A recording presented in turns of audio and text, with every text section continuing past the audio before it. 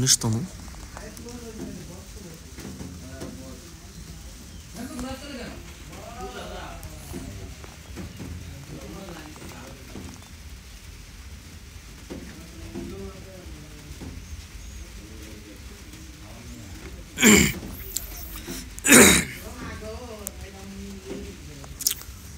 19তম 19তম 19তম 19তম 19তম শিক্ষক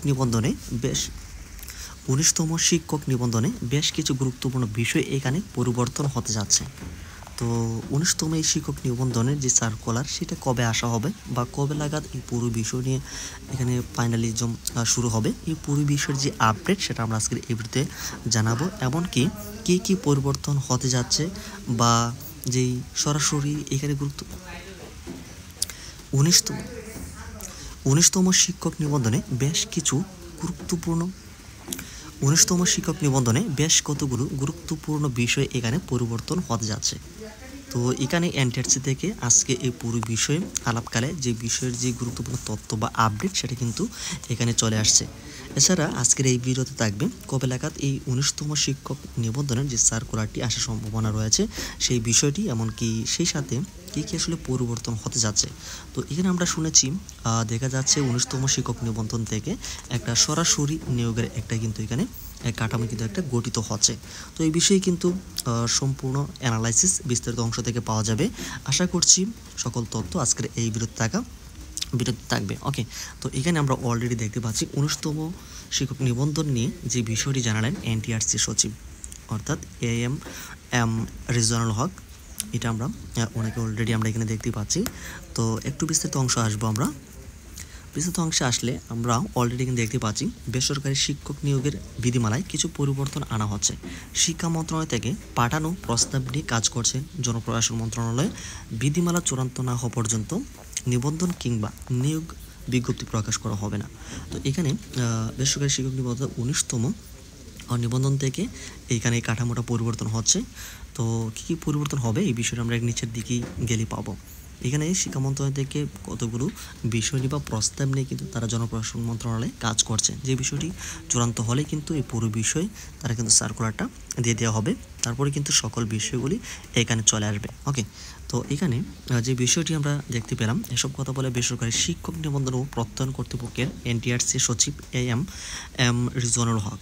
তিনি যে বিষয়টি বলেছে, এতদিন বেসরকারি শিক্ষা প্রতিষ্ঠানে শিক্ষক নিয়োগের যোগ্যতা অর্জন করতে হতো শিক্ষক নিবন্ধন পরীক্ষার মাধ্যমে, তবে সেই পদ্ধতির পরিবর্তন করতে যাচ্ছে অন্তর্বর্তী সরকার। তো এখান থেকে সরাসরি নিয়োগের বিজ্ঞপ্তি প্রকাশ করা হবে। এজন্য বেসরকারি শিক্ষক নিয়োগ বিধিমালায় পরিবর্তন আনা হচ্ছে। এ সংক্রান্ত একটি প্রস্তাব মাধ্যমিক ও উচ্চশিক্ষা বিভাগ থেকে জনপ্রশাসন মন্ত্রণালয়ে পাঠানো হয়েছে। তো অলরেডি আমরা এখানে দেখতে পেলাম যেই 19তম শিক্ষক নিবন্ধন থেকে যে বিষয়গুলো এখানে পরিবর্তন হবে, এই বিষয়ের যে প্রাথমিক যেই কাজগুলো সেগুলো কিন্তু অলরেডি প্রস্তাব আকারে মাধ্যমিক ও উচ্চ শিক্ষা বিভাগ থেকে কিন্তু অর্থাৎ জনপ্রশাসন মন্ত্রণালয়ে পাঠানো হয়েছে। সব কিছু ঠিকঠাক থাকলে সেখান থেকে চূড়ান্ত অনুমোদন হয় কিন্তু এটা চলে আসবে। তো আরও নিচে আসি আমরা। এখানে যে বিষয়টি বলা হয়েছে, মাধ্যমিক উচ্চশিক্ষা বিভাগের এক কর্মকর্তা এই বিষয়টি জানিয়েছেন, শিক্ষক নিয়োগ বিধিমালায় বেশ কিছু পরিবর্তনের সুপারিশ করা হয়েছে।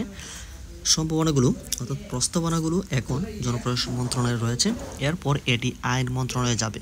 অর্থাৎ জনপ্রশাসন মন্ত্রণালয় থেকে যদি ঠিকঠাক যদি থাকে তো সেটি পাস হয়ে তখন যাবে আইন মন্ত্রণালয়ে। আইন মন্ত্রণালয় থেকে প্রস্তাবনাগুলো অনুমোদন পাওয়ার পর এ বিষয়ে পরিপত্র জারি করবে মাধ্যমিক ও উচ্চশিক্ষা বিভাগ। দুই মন্ত্রণালয়ে অনুমোদন পেতে কিছুটা সময় লাগবে। পরিপত্র জারির সঙ্গে শিক্ষক নিবন্ধনের যে নিয়োগের যে নতুন বিজ্ঞপ্তি, তারপরে পরিপত্র জারির সঙ্গে শিক্ষক নিয়োগের নতুন বিজ্ঞপ্তি সম্পর্কিত জানিয়ে মন্ত্রণালয়ের ওই কর্মকর্তা এই বিষয়টি বলেছেন, পরিপত্র জারি না হওয়া পর্যন্ত নতুন বিজ্ঞপ্তি প্রকাশ করা হবে না। পরিপত্র চলতি বছরের মধ্যে জারি করা হবে, তবে নির্দিষ্ট করে কোনো দিনক্ষণ বলা সম্ভব নয়। প্রসঙ্গত, বেসরকারি শিক্ষা প্রতিষ্ঠানে শিক্ষক নিয়োগের যোগ্যতা অর্জন করতে হয় শিক্ষক নিবন্ধন পরীক্ষার মাধ্যমে। 2005 সালে প্রতিষ্ঠার পর এখন পর্যন্ত 18টি নিবন্ধনের বিজ্ঞপ্তি প্রকাশ করেছে এনটিআরসি।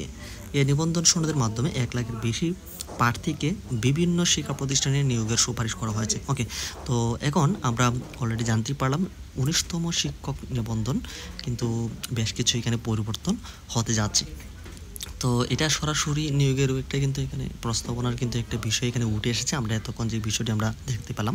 তো এবার আসি এই 19তম যেই সার্কুলার বা নিয়োগ যেই সার্কুলার সেটা আসলে কবে প্রকাশ করা হতে পারে। তো এখানে অলরেডি কিন্তু দেখতে পাচ্ছি পরিপত্র চলতি বছরের মধ্যে এটা করা হবে। তো বিভিন্ন এখানে আনুষঙ্গিক অনেক বিষয় রয়েছে, এক জায়গা থেকে প্রস্তাবনাগুলো অন্য জায়গায় কিন্তু যাচ্ছে, যার কারণে একটু লেট হবে, যেহেতু এটা নতুনভাবে আবার এটাই গঠন করা হচ্ছে। তো এই ক্ষেত্রে বলেছে এই চলতি বছর, এই বছরের মধ্যেই তারা এই পুরো বিষয় নিয়ে কাজ করবে।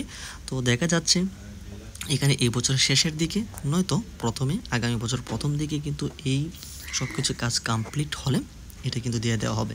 তারপরে এই বিষয়ে আপডেট জানানো হবে। তারপরও এই বিষয়ে কিন্তু প্রতিনিয়ত আপডেট থাকবে, সেই বিষয়গুলি আমরা জানানোর চেষ্টা করব এই চ্যানেলের মাধ্যমে। সেজন্য অবশ্যই চ্যানেলটিকে সাবস্ক্রাইব করে রাখতে হবে।